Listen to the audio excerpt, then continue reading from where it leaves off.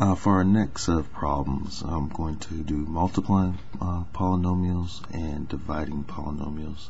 And the first problem I have set up here is also from 6.2. It's question number 33. And you see where it says 4x to the third, y to the fifth times 7x, y to the third. And once again, I'm going to show the in-between step just so you can see it. When you're doing these problems, you may leave this step out, and that's fine. The first thing I'm going to do is go ahead and put 4 and 7 together. And then I'm also going to put x to the third and x together. And then I'm going to put y to the fifth, y to the third. And then from there, we're just going to multiply 4 times 7, which is 28. And now, with x to the third and x, what I'm going to do is, whenever you're multiplying, you add exponents. So we're going to multiply, and we still have x. But when you have x to the third, this is like x to the first. So it really becomes x to the fourth.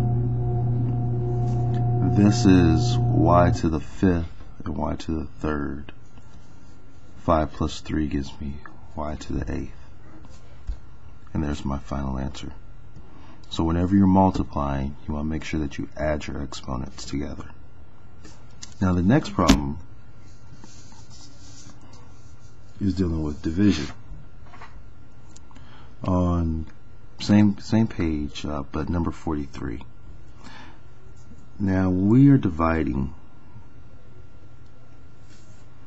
as far as, well, I'm going to write this part out, but this is 20. When we have a to the fifth, that means basically that you have 5 a's times by 5 a's. Okay, and then we have 6 b's.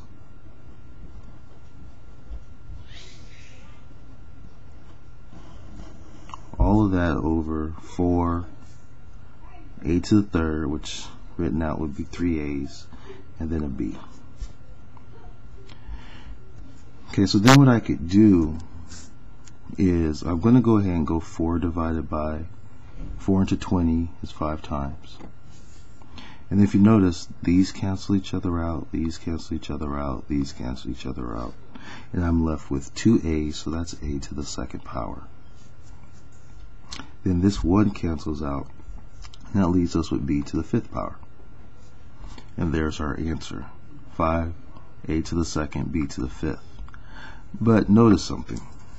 If I take this, and if I subtract the 3 from the 5, I get the 5a to the second.